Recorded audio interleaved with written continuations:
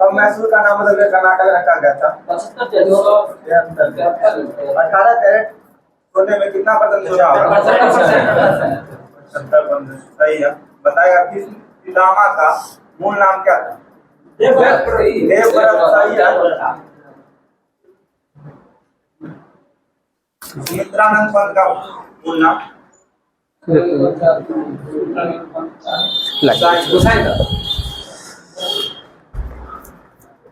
आइए Ram ji, test last में होगा। आइए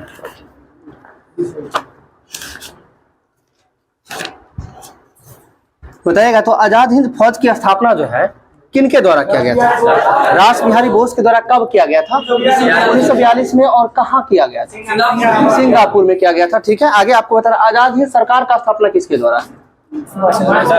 ठीक है, आजाद हिंद अभी जो क्या बोले थे आप लोग? आजाद हिंद फौज का स्थापना सुभाष चंद्र बोस बोले थे आप लोग। रास बिहारी बोस ना। ठीक है, रास बिहारी बोस हो जाएगा आजाद हिंद फौज का स्थापना। और आजाद हिंद सरकार की स्थापना की बात करेंगे तब जाके सुभाष चंद्र बोस होंगे। और सुभाष चंद्र बोस के द्वारा 1943 में किया गया था। 1943 में। आगे बढ़ना, टाइटन जो है किसका ग्रह है? शनि का ग्रह है। सही है। बताना मोनालिसा जो है ये किनकी कीर्ति है?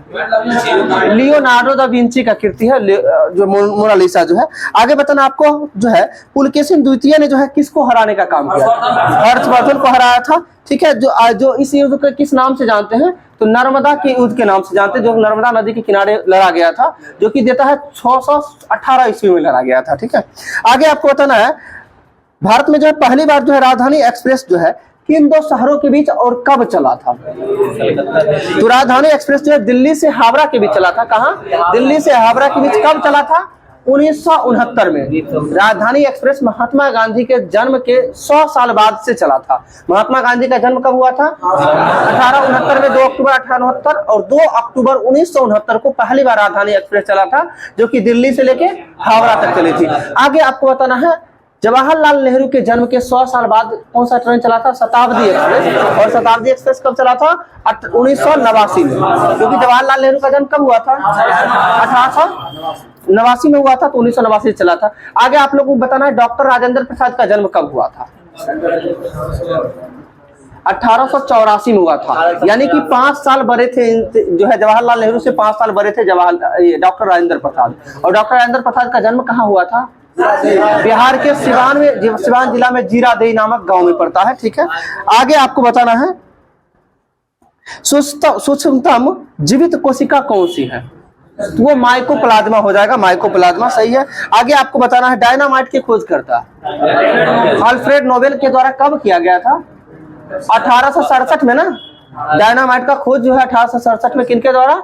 अल्फ्रेड नोबेल के द्वारा। बताना है नोबेल पुरस्कार की शुरुआत किस वर्ष हुई थी? 1901 में। किनके द्वारा किया गया था? अल्फ्रेड नोबेल के द्वारा ही। ठीक है, इन्हीं के मतलब जो इनके द्वारा जितने भी धन को बचा के रखा गया था उसी धन से जो है पुरस्कार दिया जाता है। ठीक है, आगे आपको बताना है भारत में कोई यदि विदेशी व्यक्ति कितने वर्ष रहने के बाद जो यहाँ की नागरिकता के लिए आवेदन कर सकता है? 10 साल ना। 10 साल हो जाएगा, 10 साल होगा। ठीक है, आगे आपको बताना है प्रथम टीवी सेंटर जो है कहाँ स्थापित हुआ था? ठीक है, नई दिल्ली हो जाएगा। ठीक है, आगे आपको बताना सर्वाधिक व्यवहार में लाया जाने वाला विद्युत चालक कौन सा है? बिहार पुलिस बैच है। ठीक है, सर्वाधिक व्यवहार में यानी उपयोग में लाया जाने वाला जो है विद्युत चालक पदार्थ कौन सा है? तो तांबा ना। सबसे अधिक चालकता किसका होता है? चांदी का। सबसे अधिक चालकता चांदी का होता है। लेकिन उपयोग में किसका करते हैं? तांबा का नहीं करते। यही बात आपको बता रहे थे, सबसे अधिक चालकता चांदी में। ठीक है, लेकिन उपयोग में तांबा का बोलते ही है ना, कॉपर वाला वायर जो है। ठीक है, महंगा आता है लेकिन सबसे अधिक उपयोग जो है कॉपर वायर का ही होता है। आगे आपको बताना है रांगा जो है ये किसका किसका मिश्रण होता है? सीसा तीन का होता है। रांगा जो किसका मिश्रण होता है? सीसा और तीन का होता है। सही है। आगे आपको बताना है तिरुनवेली जो शहर जो है ये किस नदी के तट पर स्थित है? तामीरबरनी नदी पे स्थित है। ठीक है, तामीरबरनी नदी के तट पर स्थित है तिरुनवेली शहर। आगे आपको बताना तंबाकू का सबसे बड़ा उत्पादक देश कौन सा है? चीन हो जाएगा। तंबाकू का सबसे बड़ा उत्पादक देश चीन हो जाएगा। सही है। आगे आपको बताना पोंग बांध किस नदी पर है?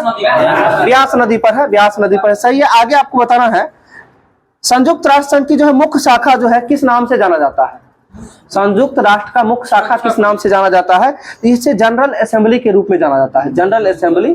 ठीक है, आगे आपको बताना राउरकेला स्टील प्लांट जो है अपने लिए आवश्यक पानी जो है कहां से लाता है? हीराकुंड बांध से, सही है, हीराकुंड बैराज से लाता है, सही है। आगे आपको बताना 42वां संविधान संशोधन जो है कब हुआ था? 1976। इसमें क्या क्या जोड़ा गया था? किस किस वर्ड को जोड़ा गया था प्रस्तावना में? प्रस्तावना में किस किस वर्ड को? ठीक है, सुन लीजिएगा। पास एक वर्ड याद रखिएगा, पंथ निरपेक्ष, ए से अखंडता और एस से समाजवादी। PAS, P से पंथ निरपेक्ष, A से अखंडता और S से समाजवादी, इन तीनों वर्ड को जो जोड़ा गया था 42वां संविधान संशोधन 1976 के तहत। और प्रस्तावना में अभी तक कुल कितनी बार संशोधन हुआ है? एक बार मात्र संशोधन हुआ है, जो कब हुआ था? 42वां 76 में। आपको बताना है वर्तमान में मौलिक कर्तव्यों की संख्या कितनी है? मौलिक कर्तव्य की संख्या वर्तमान में 11 है। 11 मौलिक कर्तव्य है। बताना मूल कर्तव्य जो है मूल संविधान में कितना था? 10। मूल संविधान में मौलिक कर्तव्य की संख्या था ही नहीं, यानी 0 था। ठीक है, मूल संविधान में मौलिक कर्तव्य की संख्या कितना होगा? 0 होगा। और इसे जो है 42वां संविधान संशोधन 1976 के दौरान कितने मौलिक कर्तव्य को जोड़ा गया था? 10 मौलिक कर्तव्य को जोड़ा गया था। और आगे आपको ये बताना है कि जो मौलिक कर्तव्य को किस समिति के सिफारिश पर जोड़ा गया था? सरदार स्वर्ण सिंह समिति के सिफारिश पर जोड़ा गया था। और आपको यह भी बताना है कि सरदार स्वर्ण सिंह समिति के द्वारा जो है कुल कितने मौलिक कर्तव्य की सिफारिश की गई थी? 8 मौलिक कर्तव्य की सिफारिश की गई थी। और जोड़ते समय जो है 10 मौलिक कर्तव्य जोड़ा गया था। और 11वां मौलिक कर्तव्य जानते हैं वर्तमान में 11 है, तो 11वां मौलिक कर्तव्य को कब जोड़ा गया था? तो क्या संविधान संशोधन? 86वां संविधान संशोधन 2002 के तहत जो है 11वां मौलिक अधिकार को जो है शिक्षा के अधिकार को मौलिक अधिकार के रूप में जो है वर्णित किया गया था। सही है। आगे आपको बताना है भारत आने वाले प्रथम अमेरिकी राष्ट्रपति कौन थे? आइजनहावर हो जाएंगे। आइजनहावर हो जाएंगे। भारत आने वाले पहले अमेरिकी राष्ट्रपति को हो जाएंगे आइजनहावर। सही है। आगे आपको बताना है 14 वर्ष से कम उम्र के बच्चों के लिए कारखानों में काम करने का प्रतिषेध जो है यानी वंचित रखा गया किस आर्टिकल के तहत? अनुच्छेद 24 के तहत रखा गया। आपको बताना बलात् श्रम जो है या फिर जो है किस आर्टिकल के तहत? आर्टिकल 23 के तहत है बलात् श्रम। और बलात् श्रम में क्या है कि जो है देह व्यापार की बात करते हैं, यानी शरीर को बेच देना या किसी को जो है काम के लिए बेच देना जो है किस आर्टिकल के तहत होता है? आर्टिकल 23 के तहत होता है। ठीक है। आगे आपको बताना है मैक संख्या का संबंध किससे? बिल्कुल सही है, वायुयान की गति से संबंधित है। सही है। आगे बताना आपको भाखड़ा नंगल बांध बना कब था? 1963 में। भाखड़ा नंगल बांध किस नदी पर है? सतलज नदी पर है। बिल्कुल सही है। आगे आपको बताना है पहला रेलवे बोर्ड यानी रेलवे बोर्ड का गठन किस वर्ष हुआ था? 1905 में हुआ था। बिल्कुल सही, 1905 में। राष्ट्रगान को गाने में जो है कितना समय लगता है? 52 सेकंड। और इसे फास्ट में यदि गाया जाए तो कितना सेकंड? 20 सेकंड में फास्ट में। ठीक है। आगे आपको बताना भारत की सबसे लंबी नदी कौन सी है? गंगा नदी। आपको बताना भारत की एकमात्र पुरुष नदी कौन सी है? पुरुष नदी समझते हैं ना? ब्रह्मपुत्र नदी। बिल्कुल सही है। भारत की एकमात्र पुरुष नदी ब्रह्मपुत्र नदी है, क्योंकि ब्रह्मा जी का पुत्र माना जाता है ब्रह्मपुत्र नदी को। ठीक है। भारत की एकमात्र पुरुष नदी हो जाएगी ब्रह्मपुत्र नदी। आगे आपको बताना है तेनालीराम जो है किसके दरबार में रहते थे? तेनालीराम कृष्णदेव राय के दरबार में रहते थे। और बताना है आपको कृष्णदेव राय किस वंश का शासक था? तो कृष्णदेव राय तुलु वंश के शासक था, तुलु वंश का। आगे आपको बताना है तुलु वंश के संस्थापक कौन थे? तुलु वंश के संस्थापक की बात करते हैं वीर नरसिंह हो जाएंगे। और आपको बताना है इसके बाद यानी तुलु ये किस साम्राज्य का वंश था? तो विजयनगर साम्राज्य का वंश था। और विजयनगर साम्राज्य में कुल कितने वंशों ने शासन किया था? 4 वंशों ने शासन किया था, जिसमें संगम, सालुब, तुलुब और आराबीडू। ठीक है, ध्यान रखना। संगम, सालुब, तुलुब और आराबीडू ये विजयनगर साम्राज्य का वंशों का क्रम भी है। यानी सबसे पहला वंश संगम वंश, दूसरा की बात करते हैं सालुब, तीसरा की बात करते हैं तुलुब और चौथा की बात करते हैं आराबीडू वंश। ठीक है। आपको अब बताना है कि संगम वंश के संस्थापक कौन थे? हरिहर बुक्का हो जाएंगे, जो अपने पिता के संगम के नाम पर जो है वंश का स्थापना किया था, संगम वंश। और आपको बताना संगम योजना का संबंध किस क्षेत्र से है? विकलांग से संबंधित है। संगम योजना का संबंध किससे है? विकलांग से संबंधित होगा। आपको यह बताना है कि विकलांग दिवस कब मनाया जाता है? 3 दिसंबर को जो है विश्व विकलांग दिवस के रूप में मनाते हैं। ठीक है। आगे आपको बताना विजयनगर साम्राज्य का दूसरा वंश की बात करते हैं सालुब वंश। और सालुब वंश के संस्थापक कौन हो जाएंगे? सालुब वंश के संस्थापक सालुब नरसिंह ही हैं। ठीक है। सालुब वंश के संस्थापक कौन हो जाएंगे? सालुब नरसिंह। और तुलु वंश के संस्थापक हो जाएंगे वीर नरसिंह। ध्यान रखना, कंफ्यूजन होता है। तुलु वंश के संस्थापक वीर नरसिंह और एक बचता है आराबीडू वंश। और आराबीडू वंश के संस्थापक बताना है कौन थे? तो आराबीडू वंश के संस्थापक तिरुमल। और इसकी राजधानी कहाँ हो जाएगी? पेनुकोंडा। अराबिडू वंश की राजधानी कहाँ हो जाएगी? पेनुकोंडा हो जाएगी। आप समझ रहे हैं? कुछ गाल पे हाथ नहीं रखिए, समझे ना, घर पे ध्यान चला जाएगा। ठीक है, चलिए, तो आपको विजयनगर साम्राज्य का चारों वंश के चारों संस्थापक सभी ध्यान में आ गया होगा। ठीक है, एक बार इसका ट्रिक भी यदि जिनको ध्यान में रखना है तो याद करिएगा, सास तू आ, सौ से संगम, अगला सौ से सालूब, तू से तुलुब, आ से अराबिडू। ठीक है, सास तू आ से आ जाएगा, आपको चारों वंश का नाम आ जाएगा। ठीक है, अच्छा, ऐसे भी नहीं याद आता है तो देखिए, सुलूब और तुलुब में जो है थोड़ा सा लोग फंस जाते हैं कि पहले सालूब होगा कि पहले तुलुब होगा। इसको भी ध्यान रखिएगा, तो से तुलुब, तो से तीसरा, यानी तीसरा वंश कौन सा हो जाएगा? तुलुब हो जाएगा। पहले दोनों 100 वाला होगा, यानी संगम, सालूब, फिर तुलुब, चौथा अराबिडू हो जाएगा। ठीक है, चलिए आगे आपको बताना है, मनुष्य ने जो है सर्वप्रथम किस धातु का प्रयोग किया? तांबा का प्रयोग किया था। सही है, आगे आपको बताना है, मूल कर्तव्य का संबंध किस अनुच्छेद से है? हाँ, मूल कर्तव्य का संबंध आर्टिकल 51 का क हो जाएगा। किससे होगा? 51 का क। और आपको ये बताना है, मौलिक कर्तव्य जो है किस देश के संविधान से लिया गया है? रूस के संविधान से लिया गया है। सोवियत संघ रूस के संविधान से मौलिक कर्तव्य। हमको लगता है मौलिक कर्तव्य से रिलेटेड सब कुछ आ गया होगा। और मौलिक कर्तव्य जो है किस भाग में वर्णित है? भाग 4 का क हो जाएगा। सही है, चलिए आगे आपको बताना है, पारसी धर्म का जो है पवित्र ग्रंथ का नाम क्या है? जिंदा अविस्ता हो जाएगा, बिल्कुल सही है। आगे आपको बताना है, फाहियान किसके दरबार में आया था? चंद्रगुप्त द्वितीय के दरबार में आया था। और चंद्रगुप्त मौर्य के दरबार में कौन आया था? मेगास्थनीज आया था। और मेगास्थनीज के अनुसार जो भारतीय समाज को कितने भागों में विभक्त किया गया है? 7 भागों में विभक्त किया गया है। सही है, आगे आपको बताना है, राष्ट्रीय विधि दिवस किस तिथि को मनाया जाता है? 26 नवंबर को मनाया जाता है। बताइएगा, संविधान जो है कब किस तिथि को अंगीकार किया गया था, यानी स्वीकृत किया गया था? 26 नवंबर 1949 को किया गया था। सही है, आगे आपको बताना, मतदाता दिवस कब मनाया जाता है? 25 जनवरी को। आपको बताना, चुनाव आयोग का स्थापना कब हुआ था? 25 जनवरी 1950 को। ध्यान रखना है, 25 जनवरी 1950 को चुनाव आयोग का स्थापना हुआ था। ठीक है, 25 जनवरी 1950 को चुनाव आयोग। आगे आपको फिर बताना है, राष्ट्रीय बालिका दिवस किस तिथि को मनाया जाता है? 24 जनवरी, एक दिन पहले 24 जनवरी को राष्ट्रीय बालिका दिवस मनाया जाता है। आपको बताना है, शिक्षा दिवस कब मनाया जाता है? 11 नवंबर को मनाया जाता है शिक्षा दिवस। ठीक है, हाँ, राष्ट्रीय शिक्षा दिवस जो है 11 नवंबर को मनाया जाता है। जो किनके जन्म दिवस के अवसर मनाया जाता है? मौलाना अबुल कलाम आजाद के जन्म दिवस पर। मौलाना अबुल कलाम आजाद का जयंती जो है 11 नवंबर को मनाया जाता है। आगे आपको बताना है, विश्व शिक्षक दिवस कब मनाया जाता है? 5 अक्टूबर ना, विश्व शिक्षक दिवस 5 अक्टूबर और राष्ट्रीय शिक्षक दिवस 5 सितंबर हो जाएगा। सही है। अब शिक्षक दिवस किसके जन्म स्मृति मनाते हैं? एस राधा कृष्णन की स्मृति मनाते हैं। सही है, आगे आपको बताना है, स्थानीय स्वशासन का संबंध जो है किस वायसराय से है? लॉर्ड रिपन से है। और स्थानीय स्वशासन का जनक किसे कहा जाता है? लॉर्ड रिपन को ही कहा जाता है। ठीक है, लॉर्ड रिपन को। और लॉर्ड रिपन का कार्यकाल कब से कब तक था? 1882 से लेकर 1880 तक हो जाएगा। रिकॉर्ड स्टार्ट है, रिकॉर्ड चल रहा है, ऊपर सेकंड चल रहा है। आगे आपको बताना है, सिंधु घाटी के लोग जो है किसकी पूजा करते थे? मातृ देवी की पूजा करते थे। सिंधु घाटी के लोग जो किसको पूजा करते थे? मातृ देवी को। आगे बताना, अंतरिक्ष में सर्वप्रथम किस जानवर को भेजा गया था? कुत्ता को भेजा, जिसका नाम लाइका था। सही है, आगे आपको बताना है, भारत में जो है समुद्री मार्ग की खोज किसके द्वारा की? वास्को डी गामा के द्वारा। वास्को डी गामा भारत कब आया था? 14 वास्को डी गामा जो है ये क्या, कहाँ से आया था? पुर्तगाल से आया था। पुर्तगाली ईस्ट इंडिया कंपनी का स्थापना कब हुआ था? 1503 में। पुर्तगाली ईस्ट इंडिया कंपनी का पहला जो है व्यापारिक कोठी का स्थापना जो है 1503 में किया गया था। और कहाँ में खोला था ये पहला व्यापारिक कंपनी? कोचीन में खोला था। ईस्ट इंडिया कंपनी यानी अंग्रेज ईस्ट जो है कहाँ खोला था ये? सूरत में। पहला व्यापारिक कोठी सूरत में खोला गया था। आपको ये बताना, फ्रांसीसी का पहला व्यापारिक कोठी कहाँ था? सूरत में ही। फ्रांसीसी का भी सूरत में हो जाएगा। देखिए कैसे याद रखते हैं। इसके बाद डच कहाँ खोला था? मसूलीपट्टनम। ठीक है, अब आपको ये 4 का ध्यान रखना है, कैसे कैसे याद रखेंगे। पहला तो आपको बताए पुर्तगाली, कहाँ? कोचीन में। ध्यान रखिए, कोचीन यानी पुर्तगाली आया, कोचीन खोला, यानी कोचिंग समझते हैं ना? ठीक है, कोचिंग को आम बोलचाल की भाषा में कोचिने लोग बोलते हैं, गांव में सुनते हो ठीक है। तो कोचिंग खोला, और कोचिंग खोला किस चीज का, तो आईएएस के लिए, ठीक है, सीधा समझिएगा, आईएएस के लिए।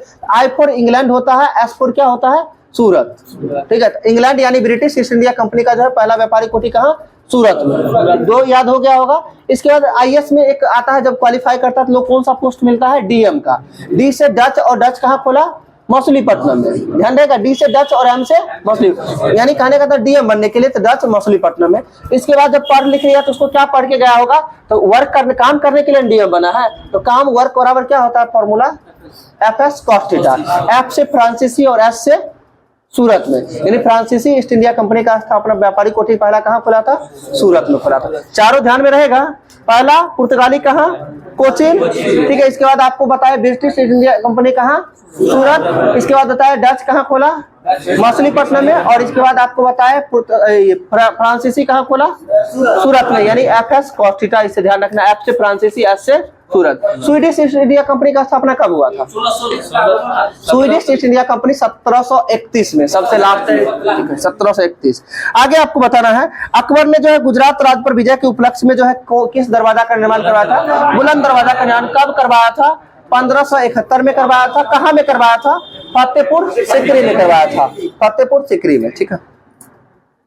आगे आपको बताना है, व्यास सम्मान जो है किसके द्वारा दिया जाता है, तो के बिरला फाउंडेशन के द्वारा जो है व्यास सम्मान दिया जाता है, सही है। आगे आपको बताना है, दिल्ली सल्तनत पर कुल कितने राजवंशों ने शासन किया था, 5 राजवंशों ने शासन किया था। और इस पांचों का क्रम आपको बताना है, गुलाम बख्श, खिलजी, इसके बाद तुगलक, सैयद और लोधी। देखिए एकदम ध्यान रखना है, गुलाम वंश, खिलजी वंश, सैयद, तुगलक वंश, सैयद वंश और लोधी वंश। तो से तीसरा, तो से तुगलक, पहला गुलाम खिलजी, सभी लोग ध्यान रखेगा, फिर तीसरा क्या हो जाएगा, तुगलक, फिर सैयद और लोधी, यानी दो करके याद रखेगा, आसानी से हो जाएगा। हमको आसानी से याद करना है, रटने वाला काम नहीं यहाँ पे करना है। क्या पहले बताया आपको, गुलाम खिलजी, ठीक है। इसके बाद बताया तुगलक वंश, और फिर क्या हो जाएगा, सैयद, फिर लोधी। इसके लिए हम सारा इसमें बता देते हैं, आप निश्चिंत रहिए, ठीक है। सबसे बड़ी पहले की बात करें, गुलाम वंश पहला वंश था जिसकी स्थापना कुतुबुद्दीन ऐबक के द्वारा 1206 में किया गया था, और 1290 तक ये वंश चला था। कब तक, 1206 से लेकर 1290 तक। आगे बात करते हैं, 1290 से लेकर 1320 तक कौन सा वंश चला था, खिलजी वंश चला था, 1290 से लेकर 1320 तक। यानी दिल्ली सल्तनत पर सबसे कम समय के लिए जो है कौन सा वंश काम किया था, खिलजी वंश किया था, ठीक है। आगे इसके बात करते हैं, तीसरा वंश की स्थापना तुगलक वंश, और तुगलक वंश का स्थापना 1320 से लेकर 1414 तक। कब तक, 1320 से लेकर 1414 तक कौन सा वंश था, तुगलक वंश। आगे की बात करते हैं, तीसरा वंश के बाद चौथा वंश कौन सा आया था, सैयद वंश, और सैयद वंश का स्थापना 1414 में से लेकर 1451 तक। कब तक, 1414 से लेकर 1451 तक सैयद वंश हो गया। और सैयद के पास आता है लोधी वंश आता है, जो 1451 से लेकर 1526 तक जाता है। कब से कब तक, 1451 से 1526। आप सो रहे हैं, पीछे खड़े रहिए 5 मिनट, आप 5 मिनट खड़े होइए, आप अपने नींद भाग जाएगा, आप ही को बोल रहे हैं, आप समझ गए होंगे, खड़े रहिए, अपने 5 मिनट नींद भाग जाएगा। सो रहे थे ना, सही से बताइएगा, लग गया था ना, देख रहे हैं। तो ऐसा मत सोचिएगा आप लोग कि सिर्फ और सिर्फ हाँ लग गया, आंख लग गया ना, आपको 5 मिनट में सही हो जाएगा, ठीक है, खड़े रहिए। देखिए ऐसा मत सोचिएगा सिर्फ पूछने पे, हर एक पे नजर रहता है, ठीक है, इसलिए और जरूरी भी है। और आई कांटेक्ट बहुत जरूरी है, जब तक आई कांटेक्ट के साथ अगर नहीं बताया जाए तो न कुछ लगेगा कि कुछ नहीं समझ पा रहे हैं, और हम ऐसे पूछते रहेंगे, हम पूछने के धुन में रहेंगे, आप लोग आराम से मस्ती करने लग जाएंगे, फिर ठीक है, आराम फील हो जाता है ना। ठीक, इसलिए कॉन्शियस रहिएगा, बीच बीच में कभी कभी हम कुछ बोल दिया करते हैं, इसलिए ताकि जो है थोड़ा सा जो मतलब ऐसा नहीं लगे कि जो सिर्फ और सिर्फ पढ़ते जा रहे रटते जा रहे, कुछ एडजस्ट ना हो, समझ रहे हैं ना। थोड़ा सा स्पीड होगा, लेकिन जान लीजिए बहुत बेहतर है। आप अभी तक हम जितना कल का क्वेश्चन अभी तक नहीं देखे बिहार पुलिस का, क्या अभी जितना क्यूज करवाया कि इसमें से कोई क्वेश्चन नहीं था, एको क्वेश्चन नहीं था, जरूर रहा होगा। ये जान लीजिए, किसी भी आप क्यूज को, किसी भी क्यूज का वीडियो लेके देख लीजिएगा, किसी भी एग्जाम का कोई सेट उल्टा के देखिएगा, हर वीडियो से आपको 3-4 क्वेश्चन तो हर हाल में मिलना है, ठीक है। और कंसेप्ट होता क्या है कि देखिए बहुत सारा बैच चलता है, सब बैच में जाके करवाना भी पॉसिबल नहीं होता है, तो आप लोग से बस एक रिक्वेस्ट रहेगा, अगर आप लोग के बैच में नहीं भी आते हैं तो घर पे जाके वीडियो को जरूर देख लीजिएगा। अभी तक बताए कितने लोग हैं जो चैनल को सब्सक्राइब नहीं किए हैं या पता भी नहीं है, हम जानते हैं बहुत लोग को पता भी नहीं होगा, ठीक है, बहुत लोग नहीं यहाँ नए हैं, तो आप जाके आज SMC समस्तीपुर यूट्यूब पे सर्च कीजिएगा, हर एक सब्सक्राइब चैनल को कर लीजिएगा, नोटिफिकेशन ऑन कर लीजिएगा, ताकि जो भी वीडियो आए, ऐसा नहीं सोचना वो बीपीएससी बैच का है या फिर आपके बैच का है, हर एक वीडियो को देखिएगा आप। और ये मेरा यकीन है, आप बताते हैं जितना अभी तक वीडियो है चैनल पे, करीब 300 के आसपास में वीडियो डाल दिया गया है, जो कि आपके एग्जाम के लिए सफिशिएंट होगा। वो छोड़ दीजिए, पिछला नहीं भी देखते हैं, आगे जितना भी वीडियो डाला जा रहा है, हर एक वीडियो को कोशिश करिए देखें, और देखने के साथ कॉपी पेन लेके बैठिएगा। इससे क्या होगा, कम से कम सुनिएगा, उस चीज को नोट कर लीजिएगा तेजी में, आपको फेयर नहीं करना है। कहने का मतलब दिमाग भी चलना चाहिए साथ ही साथ, ठीक है, हाथ भी चलेगा, आपको थोड़ा सा ज्यादा याद भी होगा, ठीक। और उतना यदि कर लीजिएगा ना कंप्लीट, हर एक का रिजल्ट होगा, ठीक है। अगर करके देखिएगा नहीं होगा फिर बताइएगा आप लोग, ठीक है। लेकिन हम जानते हैं उतना कर ही नहीं पाते हैं, उतना आप लोग को होमवर्क मिलता होगा उसको कंप्लीट नहीं कर पाते होंगे सभी लोग, ठीक है। लेकिन जो मिल रहा है होमवर्क उसको कंप्लीट करिए। ये जान लीजिए जो सुविधा आपको मिल रही है, हर जगह हर किसी को ये सुविधा नहीं मिलती है। और सबसे कम समय में, सटीक समय में तैयारी का सबसे बेस्ट जरिया यही जरिया है, जिसके माध्यम से आपको तैयारी करवाया जाता है, ठीक है। भरोसे के साथ तैयारी करिएगा, और रेगुलर अभी से जब तक एग्जाम ना हो जाए तब तक मेंटेन करिए। मन में इस चीज को सोच के देखिएगा, सिर्फ और सिर्फ आप, भले ही आपको लगेगा कि नहीं हम कांस्टेबल की तैयारी कर रहे हैं, ठीक है, बिहार पुलिस कांस्टेबल यदि हम बनते हैं, आप योगदान समाज में योगदान देने के लिए जा रहे हैं, ठीक है, इस व्यवस्था को सुधारने के लिए जा रहे हैं। और इस बात को भी मन में हमेशा सोच के चलिएगा कि आपके रिजल्ट से कितने लोग को जो है, आपके रिजल्ट पे कितने लोग डिपेंड है। इस बात को हमेशा, जब भी आपको पढ़ने का इच्छा ना हो, आप सीधा इस बात को सोच के चलिएगा, आप किस मकसद से यहाँ रह रहे हैं, किस लिए पढ़ रहे हैं, या आपके मम्मी पापा किस लिए पढ़ा रहे हैं, उनका जो उद्देश्य है, उनके उद्देश्य पे आपको खरा उतरना है। और उनके, आप अपना पहचान नहीं, आप अपने पहचान से जोड़ के अपने मम्मी पापा का भी पहचान अच्छा करवाइएगा। आप जानते हैं ना, पुलिस लाइन में कहा जाता है, गांव घर में यदि एक पुलिस किसी घर से कांस्टेबल बन जाता है ना, तो उसके घर के आसपास वाले को लोग जल्दी जो है परेशान नहीं करता है। इस बात को समझते हैं ना, बस इस चीज को होना चाहिए, थोड़ा सा इस चीज को, कम से कम इस बात को सोच कर भी लेकिन पढ़िए। ये मन से इस बात को निकाल दीजिए कि सेटिंगों होता है और सेटिंगों से कुछ होता है, ठीक है। इस बात को निकाल दीजिए, पहला काम है आपको पढ़ना, मेहनत करना, मेहनत करिए। मेहनत करने वाला का कहीं ना कहीं कुछ बेहतर मिलता है। अभी जानते हैं बहुत लोग कॉल करते हैं बाहर के स्टूडेंट, सर सो मेरा उम्र खत्म हो गया, कांस्टेबल का फॉर्म नहीं भर सकते हैं, तो इसका कोई विकल्प है एज का, यदि अगर आगे बढ़ाया जाए। हम सीधे एक ही शब्द में कहते हैं, यदि आपका उम्र खत्म हो गया है, आप कांस्टेबल बनने के लायक नहीं है। कहने का मतलब आपके लिए कुछ बेहतर है। आप कांस्टेबल नहीं बन सकते, लेकिन दरोगा तो बन सकते हैं ना। कांस्टेबल को संभालने के लिए आपके पीछे 50 को कांस्टेबल रहेगा, समझिए। तो बस इसलिए इस उम्मीद से करिए, तैयारी कीजिएगा, एक बार कीजिएगा, कभी भी पढ़ा हुआ चीज व्यर्थ नहीं जाता है। कर जाइए, पढ़ा हुआ चीज कभी व्यर्थ नहीं जाएगा। आपको कुछ भी चीज पढ़ लीजिएगा ना, इतना जान लीजिए, आप भले ही कांस्टेबल बनिएगा या फिर या रेलवे का ही, अगर मान के चलिए कोई एग्जाम निकाल लेते हैं, किस एग्जाम के लिए क्या पढ़ना पड़ता है? मैथ, रीजनिंग, जीके, जीएस, यही ना। जिनको एसएससी, सेंट्रल एसएससी का तैयारी करते हैं, उनके लिए एक्स्ट्रा सा ऐड होता है इंग्लिश। लेकिन बाकी चीजों के लिए तो यही इसी चीज को हम पढ़ते हैं। और यही क्वेश्चन आपको, अगर यही क्वेश्चन उठा के बिहार पुलिस से पूछे तो बिहार पुलिस का क्वेश्चन हो जाता है। इसी को उठा के बीपीएससी में पूछ देते हैं, बीपीएससी का हो जाता है। बिहार एसएससी में बिहार एसएससी का, रेलवे में रेलवे का क्वेश्चन तो वही रहता है। इसलिए मन में अभी से सेट करके चलिए और हर चीज को कोशिश करिए बेहतर करें। और इंसान का, हर स्टूडेंट का ये मोनोपॉली ही होता है, एक बार में 100% वो दे ही नहीं सकता है। हम हो या कोई हो, हर किसी का यही स्थिति है। एक बार में यदि 100% दे दे तो समझ लीजिए कोई भी लक्ष्य है वो छोटा पड़ जाएगा सामने में। इतना जान लीजिए। आप देखिए ना, अभी कांस्टेबल की तैयारी करते हैं, आप अपना 100% दीजिए ना, लगेगा आपको, खुद कहिएगा कि कुछ हो नहीं एग्जाम निकालना। और कांस्टेबल अब भी निकालिएगा, भले फिजिकल हो या मेरिट में चढ़ जाए या जो भी हो, लेकिन बाद में ये कॉन्फिडेंस जरूर आएगा कि नहीं, अगली बार हम दरोगा बन के दिखाएंगे। इतना जान लीजिए, एक रिजल्ट आपको इतना कॉन्फिडेंस दे देगा कि आगे जो भी नहीं भी होने वाला चीज रहेगा ना, उसके लिए भी आप प्रेरित रहिएगा हमेशा।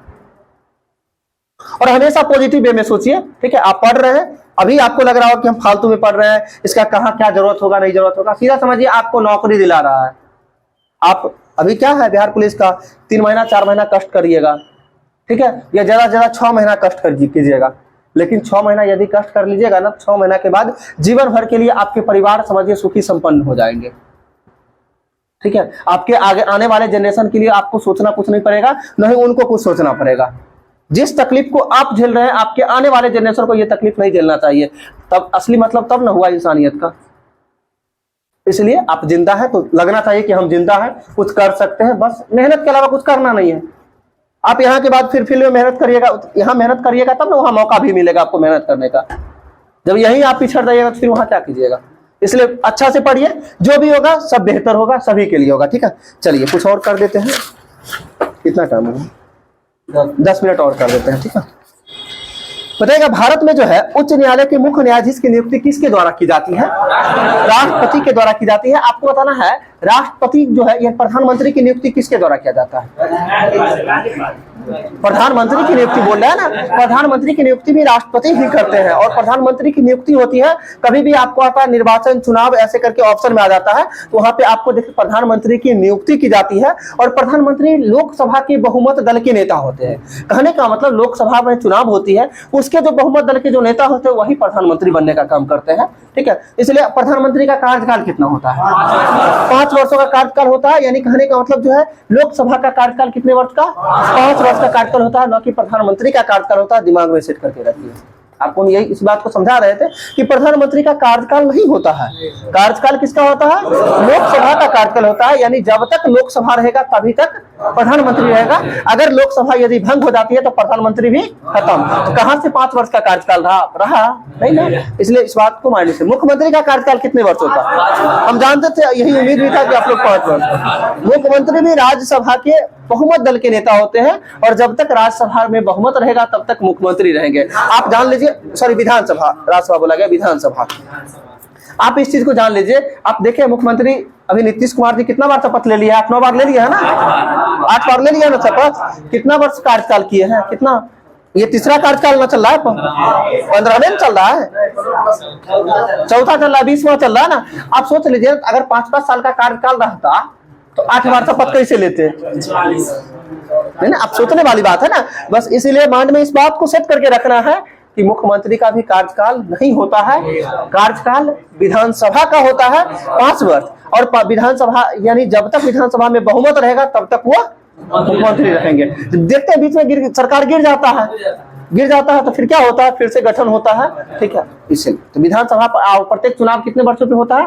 5 वर्ष। आप इस बात को भी सेट कर माइंड में सोचिएगा कि देखते हैं सरकार भले फिर से नीतीश कुमार अगर क्या बीच में शपथ लिए, क्या फिर उसके अगले 5 साल तक रहते हैं? नहीं ना, क्योंकि जब चुनाव हुआ फिर अगले 5 साल में चाहे 21 साल कायम रहे, 6 महीना कायम रहे, लेकिन फिर जाके चुनाव उसको 5 साल, यानी विधानसभा का चुनाव कितने वर्षों पर? 5 साल में हर हाल में होना है। समझ में आया है कुछ? इसी तरह से जैसे देश में प्रधानमंत्री, उसी तरह से राज्य में मुख्यमंत्री। पता है राज्यपाल की नियुक्ति जो है किनके द्वारा की जाती है? राष्ट्रपति के द्वारा जो है राज्यपाल की जो है नियुक्ति की जाती है। आगे आपको बताना है अंतरिक्ष में जो है पृथ्वी, अंतरिक्ष से जो है पृथ्वी कैसा दिखाई देता है? काला नीला दिखाई देता है ना। अंतरिक्ष से पृथ्वी दिन में कैसा दिखाई देता है? नीला दिखाई देता है ना। अगर हम ऐसे क्या है, काला कब दिखाई देता है ये बताइए। कुछ है काला भी है। अंतरिक्ष से पृथ्वी दिन में कैसा दिखाई देता है? नीला दिखाई देता है। नीला दिखाई देता है, सही है ये। लेकिन काला वाला भी कुछ क्वेश्चन था ना।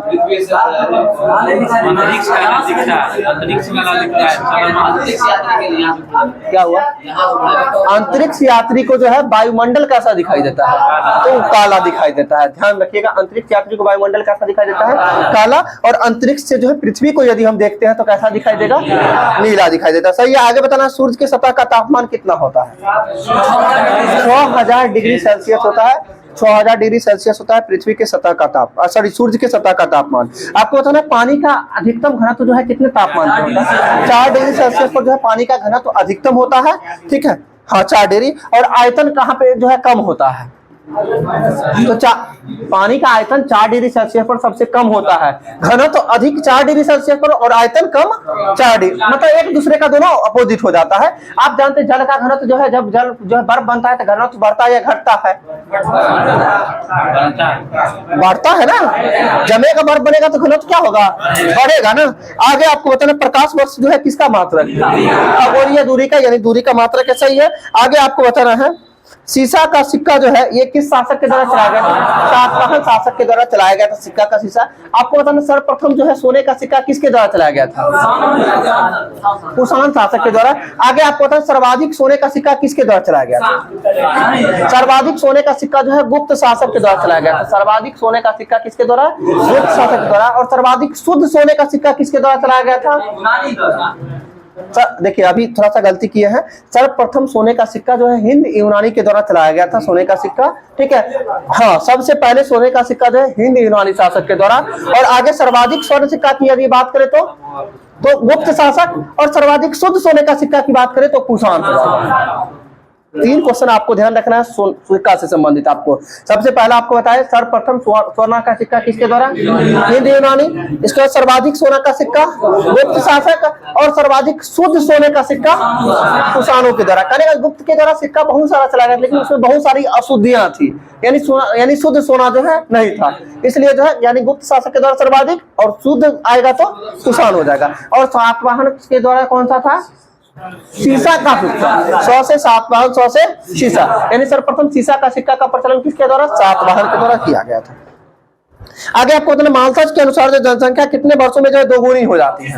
25 वर्षों में हो जाती है। यानी मालथस के अकॉर्डिंग कहना था कि 25 साल में जो जितना अभी अगर जनसंख्या 10 लाख है तो अगले 25 साल में 20 लाख होगा, अगले 25 साल में फिर कितना 40 लाख होगा। यानी हर एक 25 साल मालथस का सिद्धांत ही था जनसंख्या का जो है जीपी होता है ना, ज्योमेट्रिक प्रोग्रेशन, यही होता है दोगुना, ठीक है। यानी जितना है उतना दोगुना बढ़ते जाएगा, यानी 2 गुना 4 गुना ऐसे करके बढ़ते जाएगा।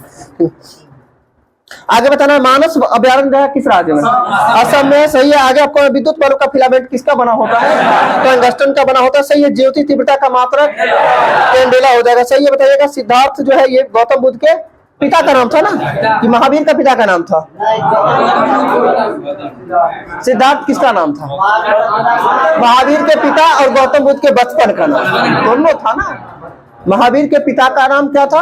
सिद्धार्थ, और गौतम बुद्ध के बचपन का नाम था सिद्धार्थ था, सही है। आगे आपको बताना महावीर की पत्नी का नाम क्या था? यशोदा हो जाएगा महावीर की पत्नी का नाम, और यशोधरा हो जाएगी गौतम बुद्ध की पत्नी का नाम। किसका? गौतम बुद्ध की पत्नी का नाम यशोधरा, और महावीर की पत्नी का नाम यशोदा। आगे आपको बताना है त्रिशला कौन थी?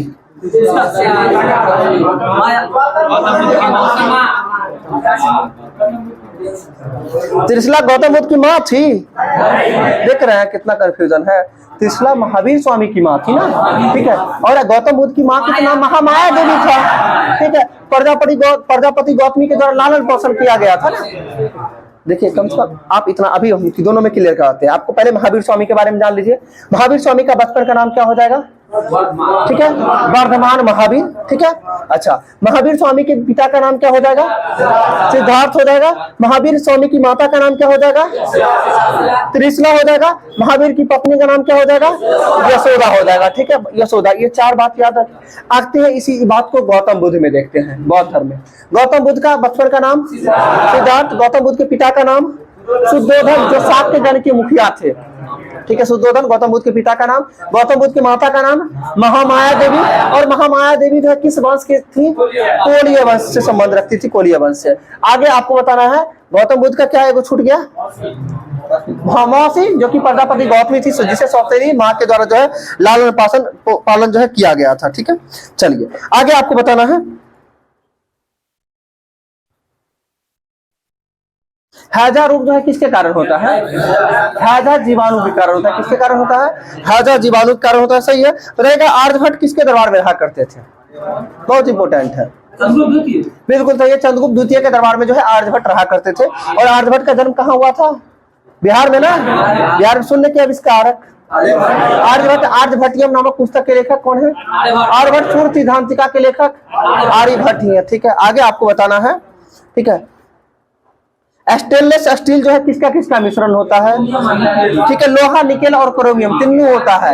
लोहा, निकेल और क्रोमियम, ये जो है तीनों का मिश्रण क्या होता है? स्टेनलेस स्टील होता है। आगे आपको बताना है खुले फ्यूज का प्रतिरोध कितना होता है? खुले प्रतिरोध जो है अनंत होता है, सही है। आगे आपको बताना है रेशम का सर्वाधिक उत्पादन में जो अग्रणी राज्य कौन सा है? रेशम उत्पादन में अग्रणी राज्य कौन सा होता है? कर्नाटक ना, कर्नाटक हो जाएगा, सही है। अगर तो दक्षिण अमेरिका का द्वार किसे कहा जाता है? हाँ, दक्षिण अमेरिका का द्वार जो है वेनेजुएला को कहा जाता है। आपको बताना भारत का प्रवेश द्वार किसे कहा जाता है? मुंबई को, यानी gateway of India. Gateway of India कहाँ है? मुंबई में। गेटवे ऑफ इंडिया का निर्माण कब हुआ था? 1911 में गेटवे ऑफ इंडिया का निर्माण। और इंडिया गेट का निर्माण कब हुआ था? 1921 में। और इंडिया गेट कहाँ है? दिल्ली में। देखिए, बहुत सारे लोग को इंडिया गेट और गेटवे ऑफ इंडिया में कंफ्यूजन होता होगा, ये ध्यान रखना है। गेटवे ऑफ इंडिया का निर्माण की बात करते हैं, ठीक है। 1911 में किया गया था, जो कि भारत आए थे जॉर्ज पंचम और मेरी आई थी। कब आए थे? 1911 का दिल्ली दरबार का आयोजन जो किया गया था, तृतीय दिल्ली दरबार का आयोजन 1911 में किया गया था, जिसमें जो है जॉर्ज पंचम के स्वागत में जो है गेटवे ऑफ इंडिया का निर्माण किया गया था, ताकि जो, और इसीलिए भारत का प्रवेश द्वार कहने का मतलब जो वहां से वो प्रवेश करेंगे उनके स्वागत के लिए किया गया था। तो ध्यान रहेगा, कब? 1911 में। किसका? Gateway of India. आगे बात करते हैं, इंडिया गेट की बात करते हैं 1921 में। और इंडिया गेट में क्या था आप जानते हैं, जितने भी शहीद थे, ठीक है, जो प्रथम वर्ल्ड वार कब जब हुआ था? 1914 से 17। और 1914 से 17 में जितने भी भारतीय जो 14 से 18 17 बोला गया, 14 से 18 में जितने भी भारतीय शहीद हुए थे, तो भारतीयों को खुश करने के लिए जो है एक सामूहिक रूप से जो है शहीद बनाया, मतलब जो शहीद स्मारक बनाया गया था। और उस स्मारक का नाम क्या दिया गया? India Gate. और वहां पे आप जानते हैं हमेशा मशाल जलते रहता था ना, दीप, ठीक है, इसलिए किन शहीदों के लिए जलते रहता था। इसलिए जो भारतीयों को खुश करने के लिए इंडिया गेट का निर्माण कब किया गया? 1921 में किया गया। 1921 दोनों में आप कंफ्यूजन क्लियर हो गया होगा सभी लोग को कि इंडिया गेट कब हो जाएगा और गेटवे ऑफ इंडिया कब हो जाएगा, ठीक है। चलिए, 1911 1921। आगे बताना है, घाना पक्षी अभयारण्य किस राज्य में? राजस्थान में हो जाएगा, सही है। आगे आपको बताना है, उत्तरी बिहार का जो प्राचीन नाम क्या था? बज्जी। और बज्जी का राजधानी बताइए? वैशाली ना। बज्जी एक महाजनपद था जो 16 महाजनपद को बांटा गया था। भारत के कितने महाजनपद में? 16 महाजनपद में। आपको बताना है 16 महाजनपदों का जानकारी जो है बौद्ध धर्म के किस ग्रंथ में मिलता है? बौद्ध धर्म के अंगुत्तर निकाय में। और जैन धर्म के किस ग्रंथ में? भगवती सूत्र में। ध्यान रखना है, बौद्ध किस ग्रंथ में मिला था? बौद्ध धर्म के जो है अंगुत्तर निकाय और जैन धर्म के भगवती सूत्र में जो है 16 महाजनपदों का उल्लेख मिला है, जिसमें से बिहार में कुल महाजनपदों की संख्या कितनी थी? बिहार में कुल कितनी थी? 3। जिसमें से कौन कौन? पहला तो बात करते हैं अंग, जो भागलपुर में पड़ता है, अंग की राजधानी चंपा। इसके बाद बज्जी की राजधानी वैशाली। और इसके बाद है पाटलिपुत्र की राजधानी राजगिरी। वही ना, राजगिरी की राजधानी कहाँ? पाटलिपुत्र हो जाए। यानी 3 जो है महाजनपद बिहार में थे, ठीक है। आज के लिए इतना ही रहने देते हैं। आगे आप लोग सेट बनाइए पहले, सेट के बाद जो है अगर समय बचे तो फ्यूज करवा लीजिएगा, ठीक है। छोड़ दें क्या? कुछ देर और चलने दें? क्या करें? चलने दें। चलिए, जैसा कहिए आप लोग। बताइएगा, कैबिनेट मिशन के अध्यक्ष कौन थे? हाँ, पैट्रिक लॉरेंस में हो जाएंगे। कैबिनेट मिशन का अध्यक्ष कौन थे? Patrick Lawrence. आपको बताना, संविधान सभा का गठन जो है किसके आधार पर था? तो कैबिनेट मिशन के आधार पर था। और कैबिनेट मिशन का भारत आगमन कब हुआ था? 24 मार्च 1946। कब हुआ था? 24 मार्च 1946 को कैबिनेट मिशन भारत आया था। एक क्रिप्स प्रस्ताव था। और क्रिप्स प्रस्ताव जो है कब आया था भारत? 1942 में, जो कि 23 मार्च 1942 को जो है क्रिप्स प्रस्ताव भारत आया। ध्यान रखना डेट के साथ, 23 मार्च 1942 क्रिप्स प्रस्ताव। पहले क्रिप्स आया था, बाद में कैबिनेट की बात करते हैं तो 24 मार्च 1946 को कैबिनेट मिशन का जो है भारत आगमन हुआ था, ठीक है। और कैबिनेट मिशन पे आधारित था भारतीय संविधान सभा का गठन, ठीक है। आपको आगे बताना है, आजादी के पूर्व जो है प्रथम स्वतंत्रता दिवस किस तिथि को मनाया गया था? तो 26 जनवरी 1930 को, यानी आजादी से पहले जो है प्रथम स्वतंत्रता दिवस जो है कब मनाया गया था? 26 जनवरी 1930 को। किनके द्वारा झंडा फहराया गया था? पंडित जवाहरलाल नेहरू के द्वारा फहराया गया था। कहाँ में फहराया गया था? लाहौर में फहराया गया था। लाहौर के किस नदी के तट पर? रावी नदी के तट पर फहराया गया था। आगे आपको बताना है, और ये निर्णय कब लिया गया था? 1929 के लाहौर अधिवेशन में यह निर्णय लिया गया था। और 1929 के लाहौर अधिवेशन की अध्यक्षता करने वाले व्यक्ति का नाम क्या था? जवाहरलाल नेहरू ना, ठीक है। जवाहरलाल नेहरू के द्वारा जो 1929 के लाहौर अधिवेशन की अध्यक्षता की गई थी। आगे आपको बताना, कांग्रेस का स्थापना कब हुआ था? 28 दिसंबर 1885 को जो है कांग्रेस का स्थापना किसके द्वारा किया गया था? लियो ह्यूम के द्वारा। बताना है, शिमला का सन्यासी किसे कहा जाता है? लियो ह्यूम को कहा जाता है, ठीक है। आगे आपको बताना है, कि एओ ह्यूम जो है कांग्रेस के महासचिव के पद पर कब तक रहे थे? 1905 से लेकर 1907 तक जो है एओ ह्यूम जो है कांग्रेस के महासचिव के पद पर रहे थे। ठीक है, क्या सॉरी 85, ठीक है, 1885 से लेकर 1905 तक रहे थे। ठीक है, 85 से 5 में 7 होगा, देखिएगा 85 से 7 तक होगा, देख लीजिएगा एक बार। ठीक है, आगे बताना है आपको कांग्रेस के संस्थापक एओ ह्यूम। कांग्रेस किसके दिमाग का उपज था? लॉर्ड डफरिन के दिमाग का उपज था। और कांग्रेस के स्थापना के समय वायसराय कौन था? लॉर्ड डफरिन ही था। ठीक है, बिल्कुल सही है।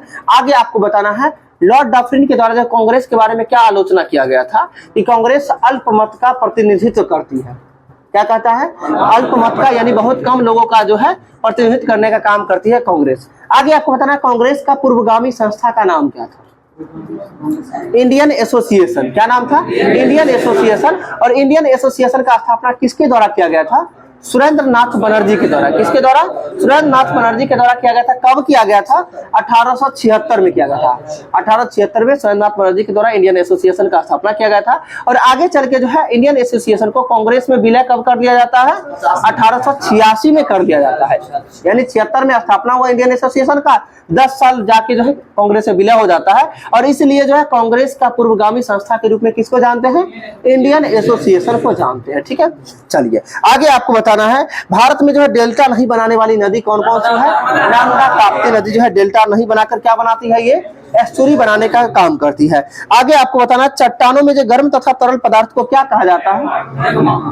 मैग्मा कहा जाता है। बताइए वनों का देश किस देश को कहा जाता है? कांगो को कहा जाता है। वनों का देश किसे कहा जाता है?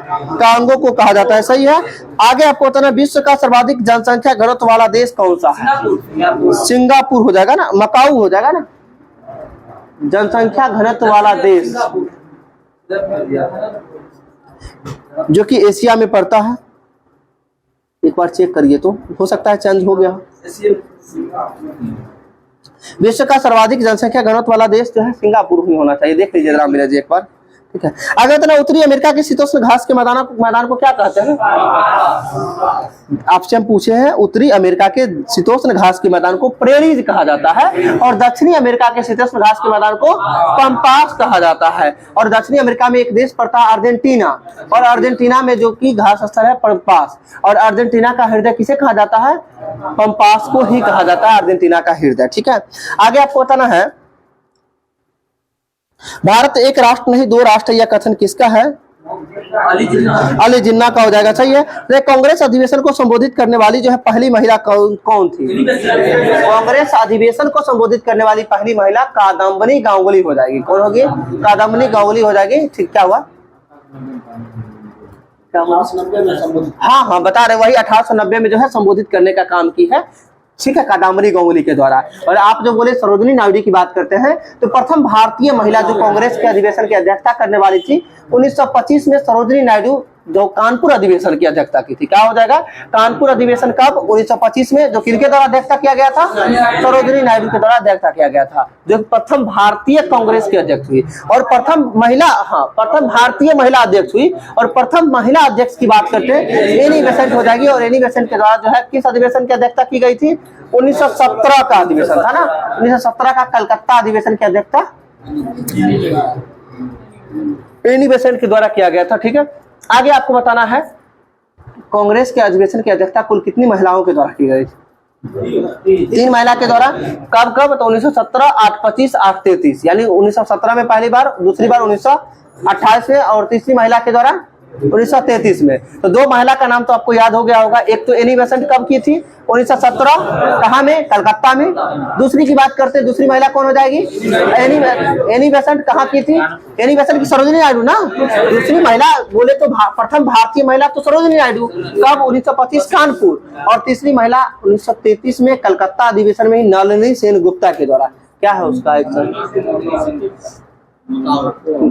मकाऊ है ना, हम भी तो मकाऊ ही बोले थे। हाँ सुन लीजिए, विश्व का जो है सबसे बड़ा जो है जनसंख्या घनत्व वाला देश जो है मकाऊ है, जो एशिया में पड़ता है। ठीक है, ये जान लीजिए। पहले सिंगापुर पढ़ने को मिलता था। ठीक है, मकाऊ हो गया। आगे आपको बताना विश्व में सबसे पहले परिवार नियोजन को सरकारी स्तर पर अपनाने वाला पहला देश कौन था? भारत हो जाएगा, भारत हो जाएगा, सही है। आगे आपको बताना भारत में राष्ट्रीय एक्सचेंज की स्थापना किस समिति की सिफारिश पर की गई थी? यानी सेबी की स्थापना किस समिति की सिफारिश पर? सेबी शिवरामन फिरवानी समिति की सिफारिश पर होगा। यानी भारत में जो राष्ट्रीय एक्सचेंज की स्थापना जो है किस समिति की सिफारिश पर? फिरवानी समिति की सिफारिश पर किया गया था। देखिए भारतीय सांख्यिकी संस्थान कहाँ है? ISI कोलकाता में, कोलकाता में। आगे बताना किसी देश के जो है रहन सहन के स्तर को जो है किससे दर्शाया जाता है? तो रहन सहन के स्तर को जो है प्रति व्यक्ति आय के रूप में जो है दर्शाया जाता है। आगे आपको बताना अंतर्राष्ट्रीय व्यापार का उद्देश्य जो है क्या होता है? तो राष्ट्रीय आय को बढ़ावा देना होता है अंतर्राष्ट्रीय व्यापार, ठीक है। आगे आपको बताना भारतीय भूगोल का जनक किसे कहा जाता है? इरेटोस्थनीज को कहा जाता है। भारतीय भूगोल की जो है जनक जो है किसे, सॉरी व्यवस्थित भूगोल का जनक जो है किसे कहा जाता है? इरेटोस्थनीज को कहा जाता है, ठीक है। आगे आपको बताना विश्व ग्लोब का निर्माता मार्टिन बेहम को कहा जाता है विश्व ग्लोब का निर्माता। आगे बता अरुण ग्रह की खोज है किसके द्वारा? अरुण ग्रह का खोज है, यूरेनस की खोज है 1781 में किसके द्वारा किया गया था? विलियम हर्शेल नहीं है, विलियम हर्शेल ही हो जाएगा ना। अरुण ग्रह का खोज 1781 में विलियम हर्शेल और वरुण ग्रह का खोज 1846 में किसके द्वारा? जोहान गाले के द्वारा। वरुण ग्रह का खोज किसके द्वारा? जोहान गाले के द्वारा जो है किया गया था सब 1846 में। और अरुण ग्रह का खोज 1781 में जो है किसके द्वारा? विलियम हर्शेल के द्वारा। मलेशिया की समाचार एजेंसी का क्या नाम है? बरनामा हो जाएगा। मलेशिया की समाचार एजेंसी का नाम क्या हो जाएगा? बरनामा। जमैका का राजधानी बताइएगा। जमैका की राजधानी किंगस्टन हो जाएगा, ठीक है। आइसलैंड के संसद का क्या नाम है? आइसलैंड के संसद का नाम है एल्थिंग। आइसलैंड के संसद का नाम एल्थिंग, ठीक है। आज के लिए इतना ही रहने देते हैं, बहुत हो गया, ठीक है। इधर किनका था बुक? ठीक है, तो एमआर सीट दे दिए हैं, सीट दे दिए जी। बताइए OMR नहीं मिला है, जिनको OMR नहीं मिला वो OMR सीट बढ़ा दीजिए। क्या हुआ? कल भी एक टाइम में दोनों सब बैच का तो टाइमिंग 11 से 2 ही रहता है। सभी बैच में कैसे हो पाएगा? क्यों आप लोग को शुरू में करवा दें, कोई दिक्कत नहीं होगा, ठीक है। कि कोई दिक्कत नहीं, जैसा कहिए आप लोग के लिए हम जब तक है तत्पर हैं, ठीक है। तो शुरू में आके आप लोगों को पहले क्यूज ही करवा देंगे।